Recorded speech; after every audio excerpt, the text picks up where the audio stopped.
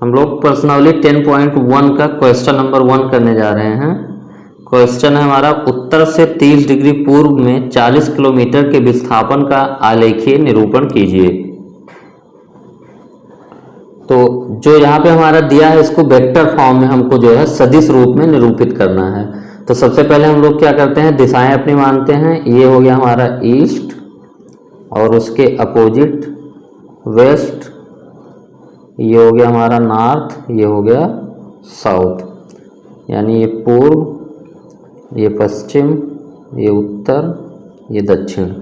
तो हमको क्या निरूपित करना है, उत्तर से 30 डिग्री पूर्व में, यानी उत्तर हमारा कहाँ पे है, ये उत्तर से 30 डिग्री पूर्व, यानी पूर्व दिशा के साथ 30 डिग्री, तो पूर्व के साथ ये 30 डिग्री तो हमारा हो जाएगा इस लाइन पे हमारा होगा। चलिए ये अलग बना लेते हैं।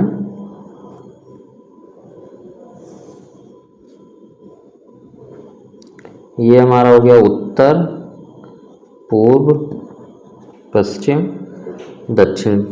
तो हमारा क्या कह रहा है, उत्तर से 30 डिग्री पूर्व दिशा की ओर, यानी उत्तर से 30 डिग्री कौन सी दिशा के साथ बना रहा है आपका, पूर्व दिशा के साथ। तो ये हमारा हो गया 30 डिग्री। तो ये तो पहला पॉइंट हो गया दिशा। और दूसरी बात क्या दिखानी है हमको, इसका मैग्नीट्यूड। तो मैग्नीट्यूड हमारा क्या है, 40 किलोमीटर। 40 किलोमीटर तो हम लोग अपना स्केल मान लेंगे 1 सेंटीमीटर बराबर 10 किलोमीटर, यानी हम लोग 1 सेंटीमीटर लेंथ अगर ड्रा करेंगे तो हमारा कितना माना जाएगा, 10 किलोमीटर। तो इसके लिए हमको कितना ड्रा करना पड़ेगा, 4 सेंटीमीटर। तो इस दिशा में हम लोग कितनी लंबाई का, 4 सेंटीमीटर लंबाई का ड्रा कर देंगे। यही हमारा क्या हो जाएगा, वेक्टर निरूपण हो जाएगा। तो 1 2 3 4। तो ये हमारा जो ओपी वेक्टर होगा, ओपी वेक्टर ये हमारा दोनों पॉइंट उत्तर से 30 डिग्री पूर्व दिशा के साथ है और इसका मैग्नीट्यूड क्या होगा हमारा, 40 किलोमीटर। तो ओपी वेक्टर हमारा हो गया उत्तर से 30 डिग्री पूर्व, ये हमारा क्या हो गया इसका दिशा, और परिमाण हमारा क्या हो जाएगा, 40 किलोमीटर।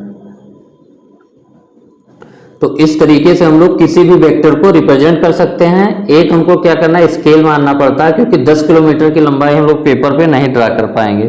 तो इसलिए इसमें कोई भी स्केल एज्यूम कर लिया, 1 सेंटीमीटर बराबर 10 किलोमीटर, यानी 1 सेंटीमीटर लंबाई जब हम लोग ड्रा करेंगे तो हमारा 10 किलोमीटर के इक्विवेलेंट होगा। और ये हमारा जो एंगल ऐसे देखते हो, उत्तर से 30 डिग्री पूर्व, तो उत्तर से आपको पूर्व डायरेक्शन के साथ 30 डिग्री। तो ये हमारा पहला क्वेश्चन हो गया। फिर सेकंड क्वेश्चन हम लोग करते हैं, है निम्नलिखित मापों को अदिश एवं सदिश के रूप में श्रेणीबद्ध कीजिए। तो इसमें हमको सदिश और अदिश राशियां बतानी है। 10 किलोग्राम हमारा क्या है, ये द्रव्यमान है। तो यहीं पे हम लोग आंसर लिख लेते हैं। तो द्रव्यमान हमारा क्या होता है, अदिश होता है, क्योंकि द्रव्यमान की कोई दिशा नहीं होती। दूसरा हमारा 2 मीटर उत्तर पश्चिम, 2 मीटर उत्तर पश्चिम। तो ये हमारा क्या है, 2 मीटर, ये तो लेंथ दिया है लंबाई, और उत्तर पश्चिम क्या दिया हुआ है, दिशा दिया हुआ है, यानी ये हमारा क्या है, विस्थापन है। और विस्थापन हमारा कैसा होता है, सदिश राशि होती है। तो दूसरा हमारा क्या हो गया, सदिश हो गया। तीसरा हमारा जो है कोण होता है 40 डिग्री, तो कोण हमारा अदिश होता है। और चौथा यहाँ पे हमारा है 40 वाट, ये क्या है, पावर है। पावर भी हमारा क्या होता है, अदिश होता है। और पांचवा नंबर 10⁻⁻19 कूलाम, ये आवेश की मात्रा है, क्योंकि कूलाम हमारा आवेश की मात्रा का मात्रक होता है। तो ये भी क्या होता है, अदिश होता है। और छठा नंबर हमारा है 20 मीटर पर सेकेंड स्क्वायर, 20 मीटर पर सेकेंड स्क्वायर। तो ये हमारा क्या है, त्वरण का मात्रक होता है, 20 मीटर पर सेकेंड स्क्वायर। लेकिन यहाँ पे डायरेक्शन नहीं दिया है हमारा, तो 20 मीटर पर सेकेंड स्क्वायर तो हमारा हो गया त्वरण।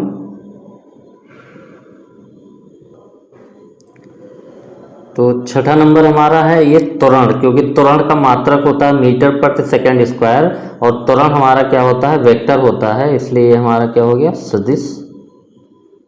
तो ये सेकंड क्वेश्चन हमारा कंप्लीट।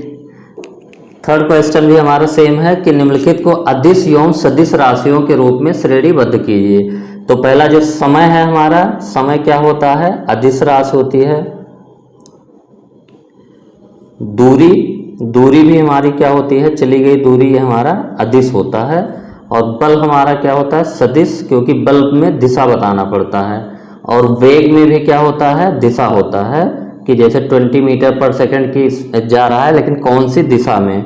और कार्य जो होता है वो हमारा क्या होता है, अदिश होता है। अब फोर्थ क्वेश्चन हम लोग करते हैं। फोर्थ क्वेश्चन क्या कह रहा है कि 10.6 जो है एक स्क्वायर है में निम्नलिखित सदिशों को पहचानिए। सह आदिम, तो पहला हमको क्या निकालना है, सह आदिम सदिश क्या होते हैं, जिनका शुरुआती बिंदु जो है एक ही हो।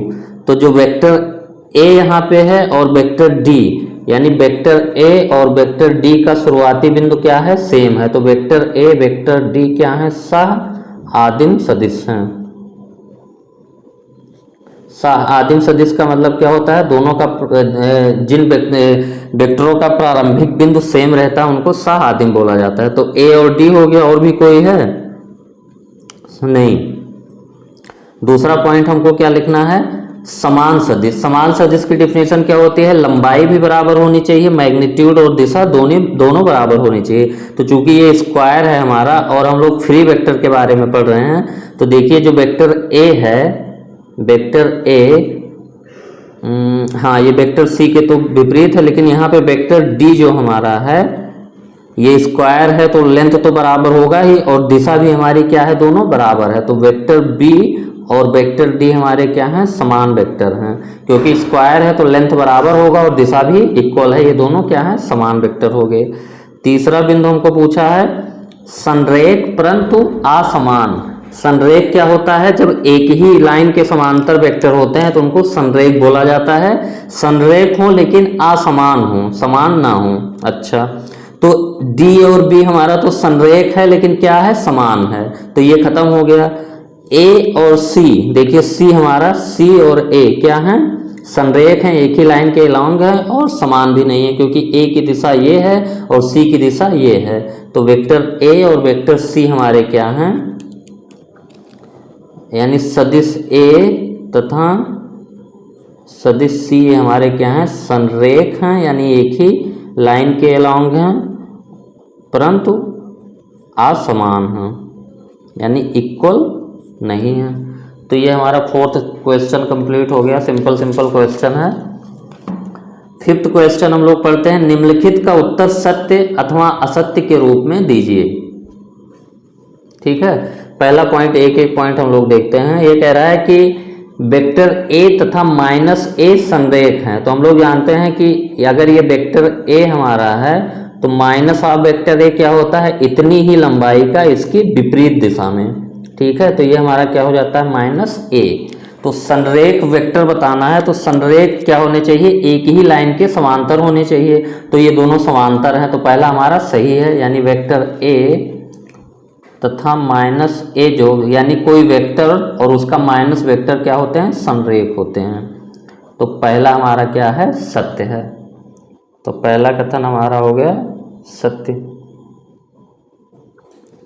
अब दूसरा ये क्या कह रहा है, दो संरेख सदिशों का परिमाण सदैव समान होता है। तो संरेख हमारा कैसे परिभाषित किया जाता है, समांतर होने चाहिए। तो मान लीजिए एक वेक्टर ये है, एक वेक्टर ये छोटा सा है, ये दोनों समांतर हैं। ठीक है, ये वेक्टर हम लोग ए मान लेते हैं, ये वेक्टर बी। तो ए और बी संरेख तो हैं, लेकिन परिमाण जो है जरूरी नहीं है कि बराबर हो, छोटा बड़ा वेक्टर भी हो सकता है। बस संरेख का मतलब क्या होना चाहिए, दोनों एक ही लाइन के समांतर होने चाहिए। तो दूसरा कथन हमारा क्या हो जाएगा, असत्य हो जाएगा।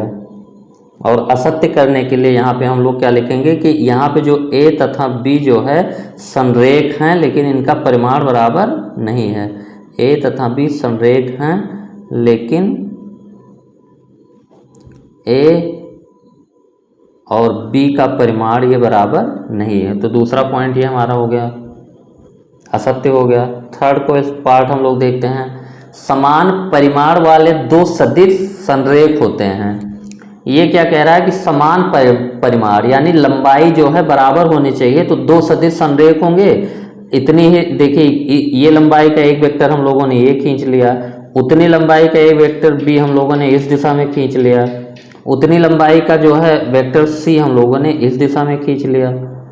तो यहाँ पे क्या देखते हैं हम लोग, vector A, vector B, vector C का परिमाण तो समान है, लेकिन ये जो है संरेख नहीं है। यहाँ पे क्या है, जो लंबाई हमारा है वो बराबर है लेकिन संरेख नहीं है। वेक्टर ई का मैग्नीट्यूड, वेक्टर बी और वेक्टर सी का परिमाण तो हमारा समान है, लेकिन ये संरेख नहीं है।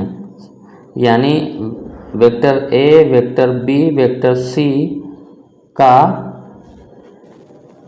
परिमाण समान है। परिमाण का मतलब लंबाई होता है, जितनी लंबाई बराबर है, जितनी लेंथ ये है उतना लेंथ ये है, उतना लेंथ ये है, लेकिन ये संरेख कहाँ है, सबकी दिशाएं अलग अलग हैं। परिमाण समान है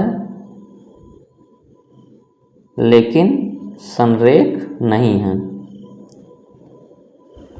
तो थर्ड पॉइंट हमारा क्या कहता है, समान परिमाण वाले दो सदिश संरेख होते हैं, तो ये हमारा क्या हो जाएगा, असत्य हो जाएगा। तीसरा हमारा हो गया, और चौथा पॉइंट हम लोगों का क्या कह रहा है, समान परिमाण वाले दो संरेख सदिश समान होते हैं। इसको हम लोग समझते हैं, ये क्या कह रहा है, समान परिमाण वाले दो संरेख सदिश। ठीक है, तो परिमाण क्या होना चाहिए, समान होना चाहिए, यानी लंबाई हमारा क्या होना चाहिए, बराबर। तो एक वेक्टर हम लोगों ने ए ले लिया, इतनी ही लंबाई का जो है दूसरा वेक्टर लिया, तो परिमाण समान हो गया, लंबाई बराबर हो, और संरेख भी हो गए, समांतर हैं। और इसकी दिशा हम लोग ले लेते हैं अपोजिट। ये वेक्टर बी अगर हम लोग अपोजिट ले लें तो यहाँ पे ए और बी की लंबाई क्या है, बराबर है, यानी परिमाण समान है, और ये दोनों एक ही रेखाएं के समांतर है। इसका मतलब कि जो हमारा चौथा पॉइंट कह रहा है कि समान परिमाण वाले दो संरेख सदिश समान होते हैं, ये गलत है। ऐसा हो भी सकता है, नहीं भी हो सकता है, क्योंकि यहाँ पे क्या है, वेक्टर ए, वेक्टर बी संरेख हैं तथा इनका परिमाण भी समान है, यानी कि इनकी लंबाई भी समान है, परंतु वेक्टर ए और वेक्टर बी जो है हमारे समान नहीं है, क्योंकि वेक्टर ए इस दिशा में है, वेक्टर बी इस दिशा में है। तो लंबाई बराबर होने की वजह से ये क्या हो गया, परिमाण समान हो गया, और ये एक ही लाइन के समांतर होने की वजह से ये संरेख हो गए, लेकिन ये दोनों वेक्टर बराबर नहीं हैं। तो ये चौथा पॉइंट कह रहा है कि समान परिमाण वाले दो संरेख सदिश समान होते हैं, ये हमारा क्या हो गया, असत्य हो गया। तो ये हमारे जो है 5 क्वेश्चन थे एक्सरसाइज 10.1 में, ये हम लोगों ने कर लिया। इसके बाद हम लोग सदिशों का योगफल देखेंगे।